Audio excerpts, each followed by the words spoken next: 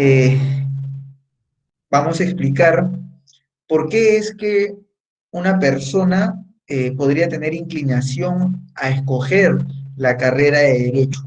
En primer lugar, estimo y considero que un alumno que está a puertas de salir de colegio debe hacer un análisis de sus fortalezas. Para ser un estudiante de derecho promedio hacia arriba, tienes que ser un apasionado de la lectura o tener un gusto al menos por la lectura. La lectura en nuestra carrera es muy, muy, muy importante. La vamos a ver desde el primer día que ingresas a las aulas universitarias hasta el día que egresas. Y no hablo de 10, 20 hojitas, 30 hojitas, no, hablo de libros de 800, de 900 páginas. Pero cuando algo te interesa y algo te gusta, no te das cuenta. Por eso yo les digo que deben saber elegir y elijan aquellos que les genere pasión. No van a sentir que se han leído un libro de 900, 800 páginas. Uno de los puntos a tratar es ese, ¿no? El gusto por la lectura, por las ciencias sociales. Otro punto importante a analizar son las debilidades. Las debilidades, ¿por qué? Porque muchas veces en la vida cotidiana, ¿no? Se le dice a algún alumno, tú no eres bueno para las matemáticas, entonces tú tienes orientación para el derecho. Déjame decirles que eso para nada es así. ¿Y por qué?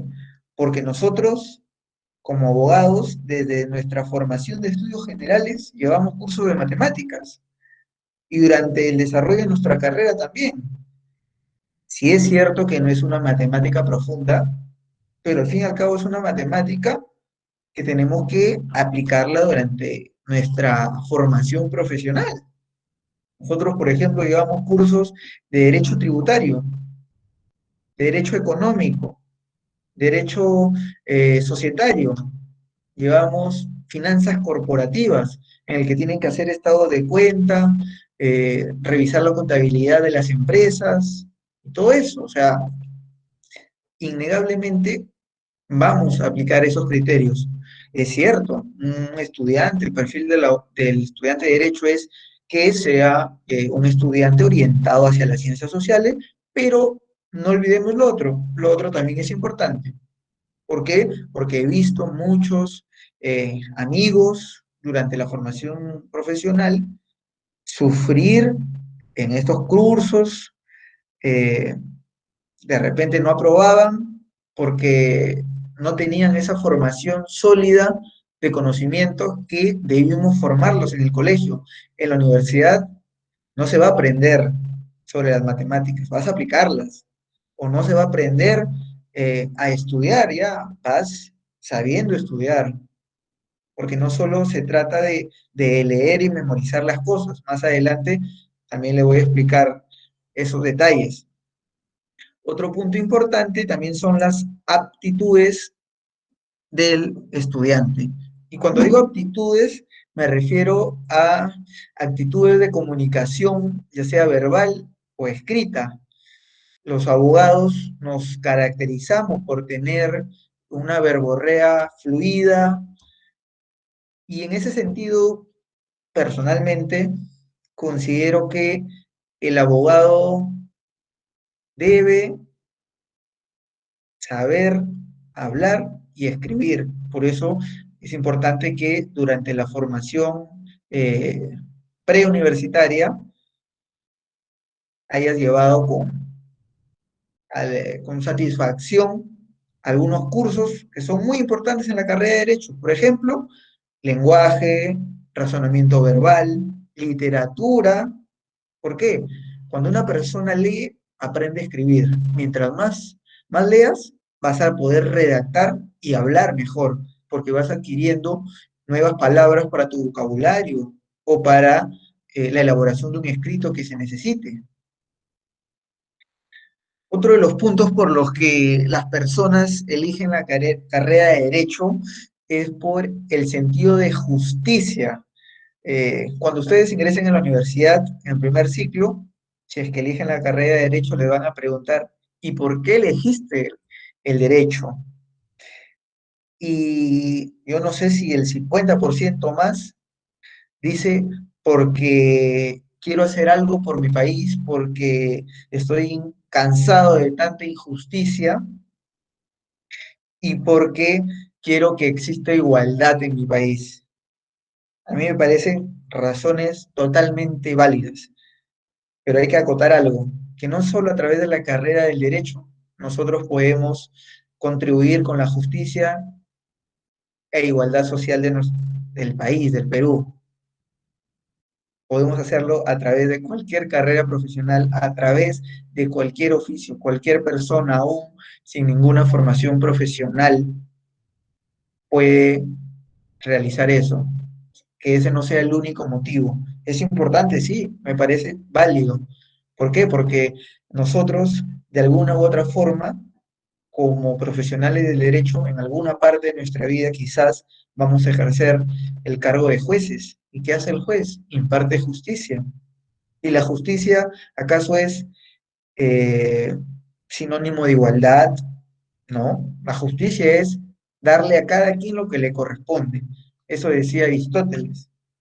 Entonces, eh, es uno de los principios que nos llevan a elegir la carrera, me parecen válidos, como digo, pero no solo los profesionales del derecho contribuyen a esto.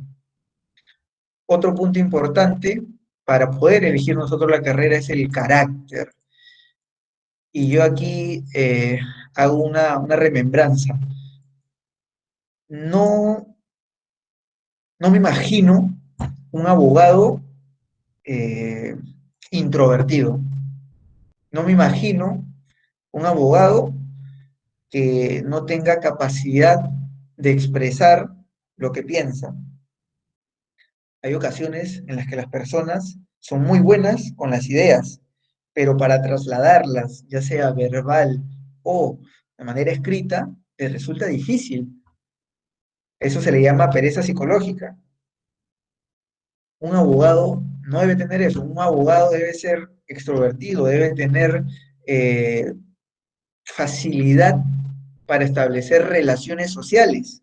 Nuestra carrera, innegablemente, implica que eh, tengamos relación, ya sea con abogados o con otros profesionales. Por ejemplo, en mi caso, yo soy un abogado que se desarrolla en un área técnica, se llama gerencia de infraestructura. Yo soy el único abogado del área, pero me relaciono con quién? Con ingenieros sanitarios, ingenieros civiles, arquitectos, y yo tengo que facilitar la comunicación entre los miembros de la organización social para la consecución de los fines. Por eso es importante que un abogado eh, tenga esa facilidad para expresar sus ideas. Bien, habiendo ya tomado el punto de las razones de por qué elegir la carrera de Derecho, pasamos a la malla curricular. ¿Eso qué implica? Que ya eligieron Derecho. Y eso está bien, porque es una hermosa y linda carrera. Básicamente, eh, vienen a ser los mismos cursos que, por ejemplo, la Universidad Pedro Ruiz Gallo o cualquier universidad pública del Perú. En realidad, los cursos son los mismos. La diferencia básicamente es que en algunas universidades eh, hacen cursos de especialización los últimos ciclos.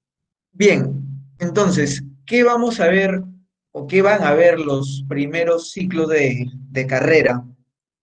Yo sé que cuando uno termina el colegio dice, ok, terminé bien, me libero de todos los cursos que he podido ver en el colegio, pero no es del todo así.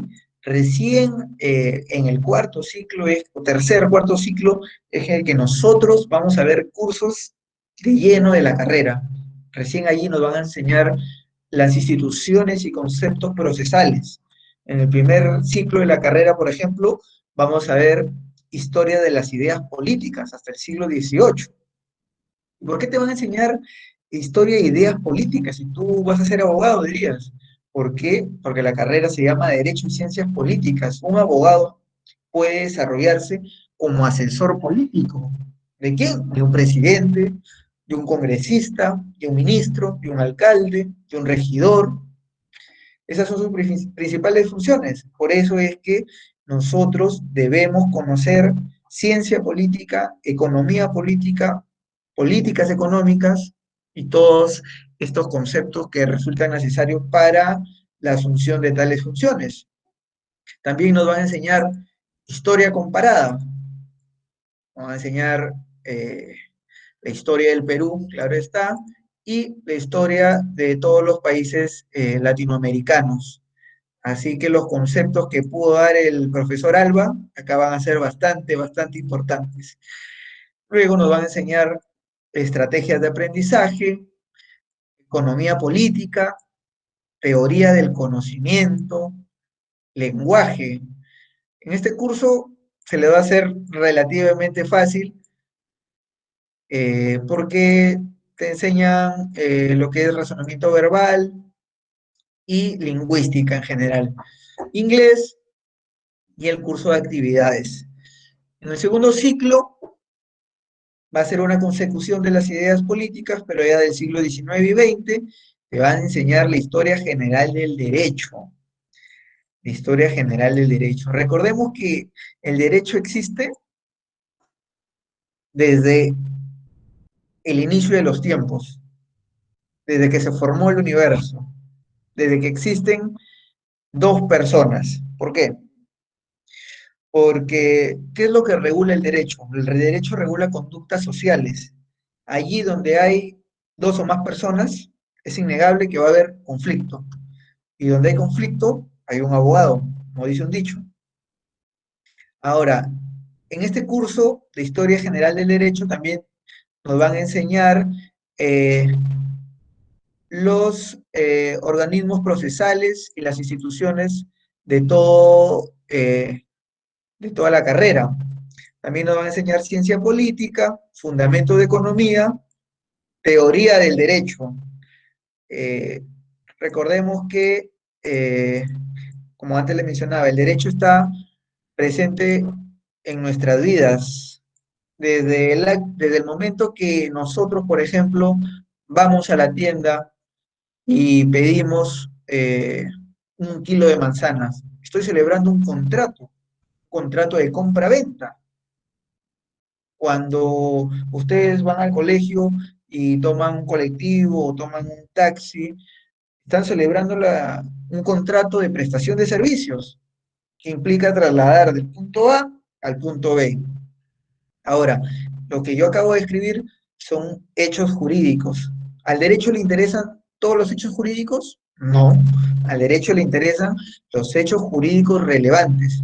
Al derecho no le va a interesar que nosotros, como personas naturales, tomemos un taxi para ir de punto A a punto B, pero quizás sí le puede interesar si es que en el transcurso de este trayecto ocurre un ilícito penal, por ejemplo, acoso de parte del taxista hacia el pasajero. Allí sí. Entonces, ¿qué tengo que hacer ahí? La denuncia en la comisaría, que tiene que ser canalizada a través del Ministerio Público.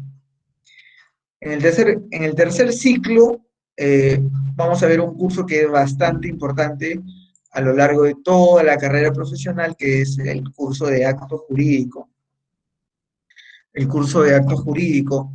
Eh, también nos va a enseñar teoría constitucional, que es uno de los ejes principales de la carrera. ¿Por qué? Porque aquí nos van a enseñar la diferencia entre la constitución, la ley, una norma, un decreto supremo, una disposición reglamentaria, un reglamento propiamente dicho, eh, los decretos leyes, decretos legislativos.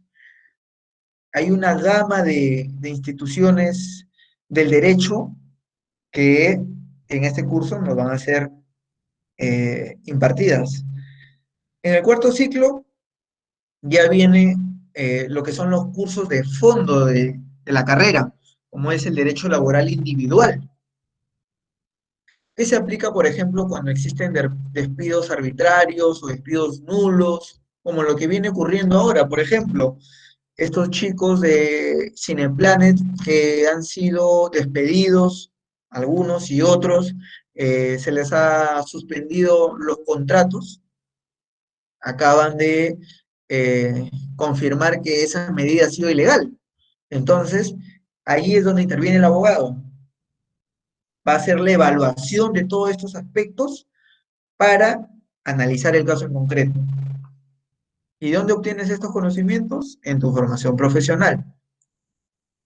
Luego nos van a enseñar derecho penal, que es uno de las ramas en las que se especializan casi todos los abogados, en derecho penal y en derechos civiles de cognición le llaman. En quinto ciclo nos van a enseñar derecho colectivo, derecho de las obligaciones, teoría de la imputación penal. Acá les voy a hacer un recuento de los cursos porque ya implican conocimientos previos que quizás no puedan comprender del todo.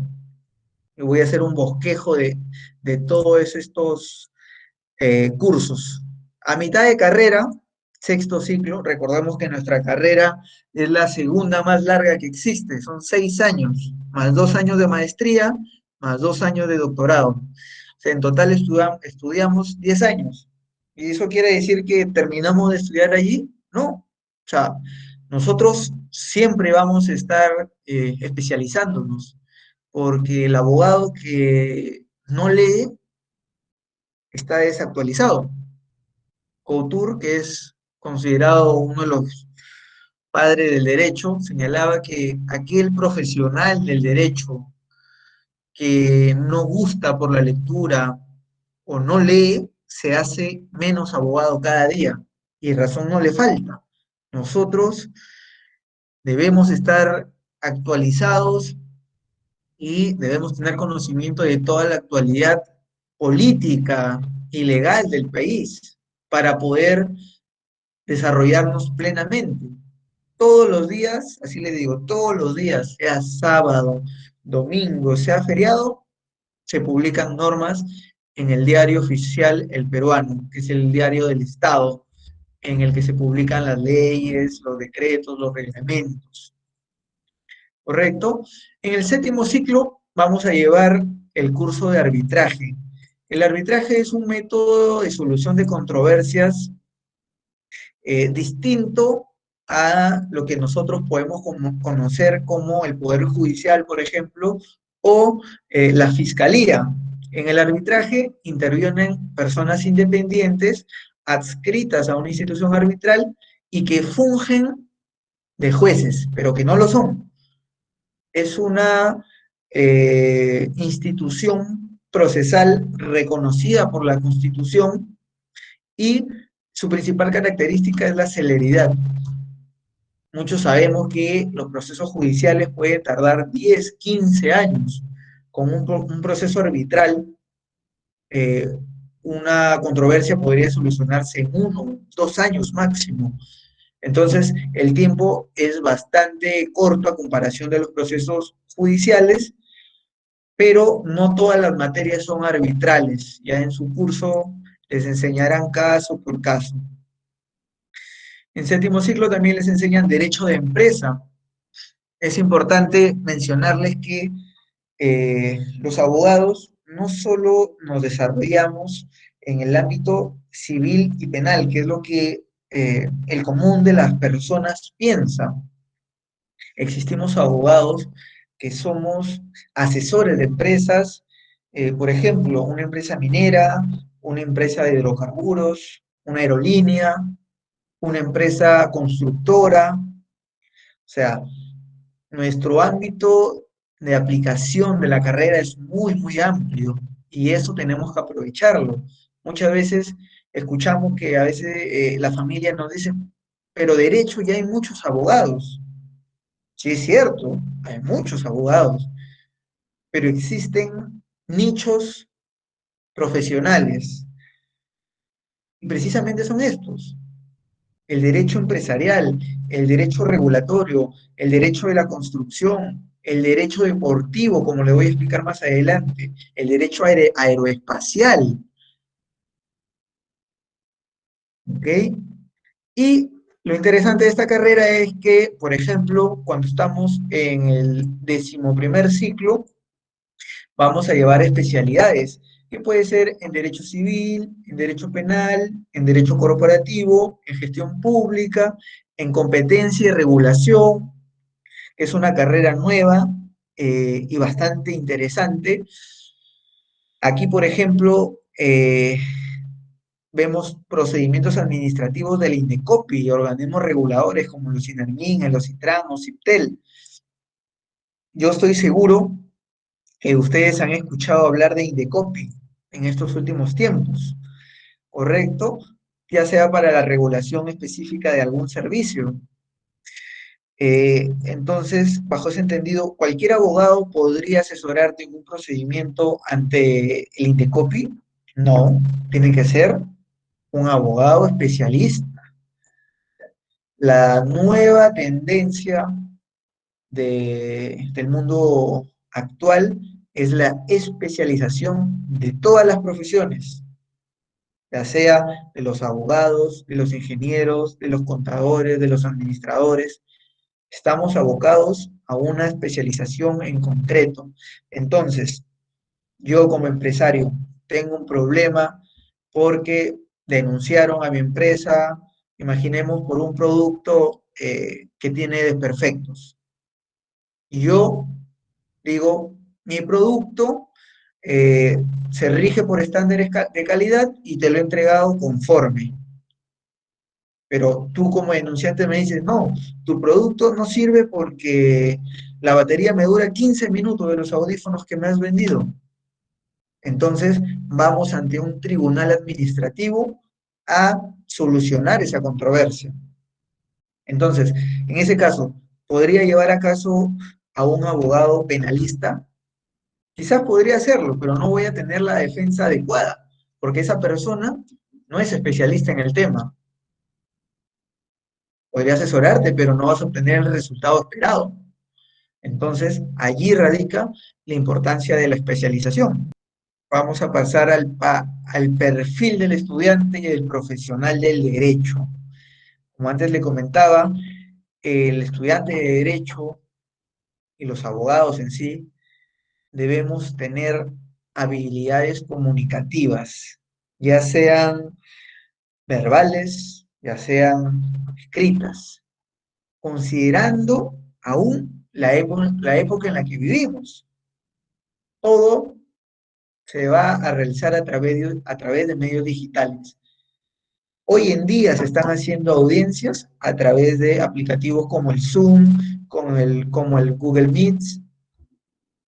Entonces, ¿se imaginan un abogado que se abstraiga o que sea ensimismado o que no pueda hablar ante la cámara? No te va a defender bien. Entonces, yo, cuando voy a hacer la elección de un abogado, tengo que verificar esos aspectos. Asimismo, un abogado o un estudiante de derecho debe tener un espíritu reflexivo y crítico. ¿Por qué digo esto? Porque a lo largo de la carrera nos van a enseñar que existen teorías para determinadas instituciones procesales, ¿no? Y queda en nosotros, en algunas ocasiones, definir por qué teoría nos inclinamos. Pero para definir, tengo que cuestionar las anteriores. Es allí donde radica la importancia de tener un espíritu crítico, reflexivo. ¿Por qué? Porque voy a analizar quizás que la primera teoría no tiene fundamentos legales sólidos que respalden su sustento. En cambio, la segunda sí, por tal y tal motivo. Debo saber explicar y detallar esos fundamentos que me llevan a una conclusión determinada. Otro punto importante es la oratoria, como les mencionaba hace unos minutos. La oralidad va a ser el pilar de todo el sistema judicial y administrativo. Aquel abogado que se dedique a eh, litigar, ya sea en tribunales judiciales o administrativos, debe tener esa facilidad para comunicar sus ideas. En muchas ocasiones eh, vemos casos en los que las personas tienen muy buenas ideas, pero no saben trasladarlas a un documento, no saben expresarlas a un jurado. Puede que tú tengas la razón, que tu cliente sea inocente, pero imagínate que no sepas escribir en el documento u oralizar ese sustento. Esa persona va a ir a prisión por una defensa deficiente. Entonces, vemos la importancia de este factor que es la oratoria.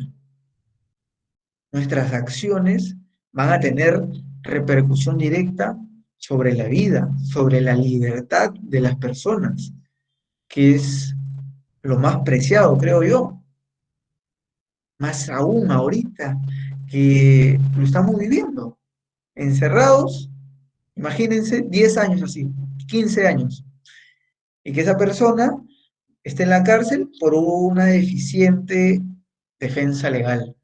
Eso no es lo correcto, ¿ok? Y otro punto importante es la pasión por la lectura, como les había comentado. Que el abogado que no lee es un abogado desinformado. Que el estudiante que no lee es un estudiante que no va a tener todas las herramientas para enfrentar la realidad del mundo laboral. Una cosa es el derecho en las aulas y otra cosa es el derecho en la práctica. Son dos realidades muy distintas y por eso debemos estar preparados.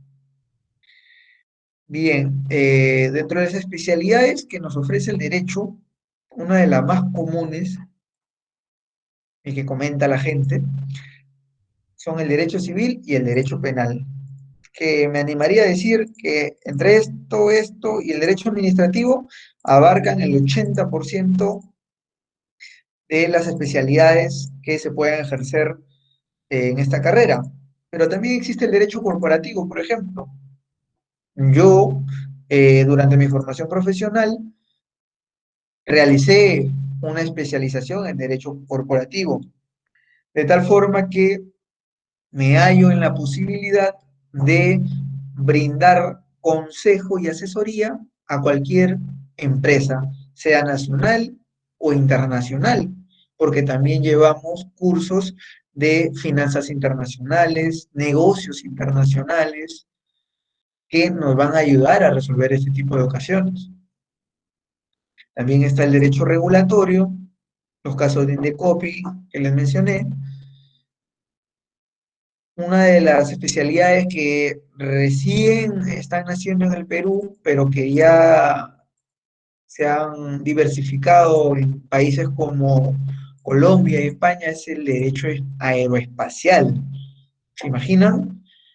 Estos abogados se encargan de eh, resolver los problemas o situaciones jurídicas que puedan ocurrir, ya sea en el espacio o en el aire.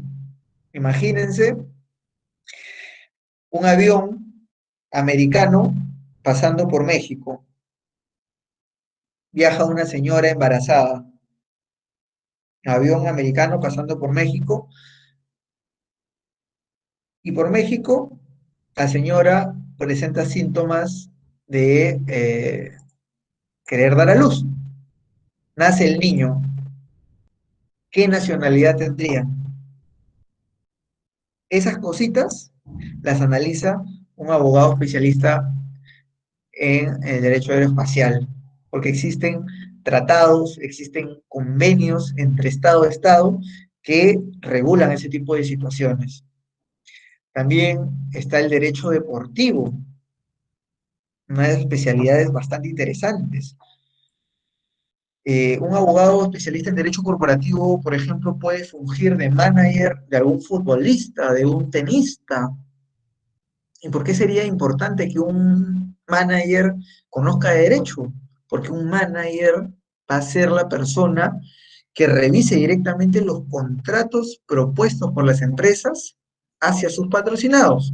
Entonces, si yo no voy a saber o no voy a conocer las herramientas legales y quizás puede haber una afectación a mi patrocinado, no lo voy a poder advertir.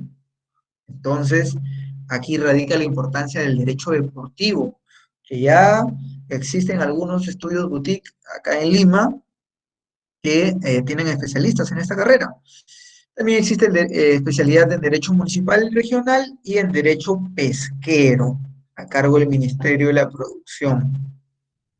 Las maestrías, la más común es civil, penal, también en tributario, en constitucional, en derecho administrativo, penal económico, en gestión y gerencia pública y en derecho registral.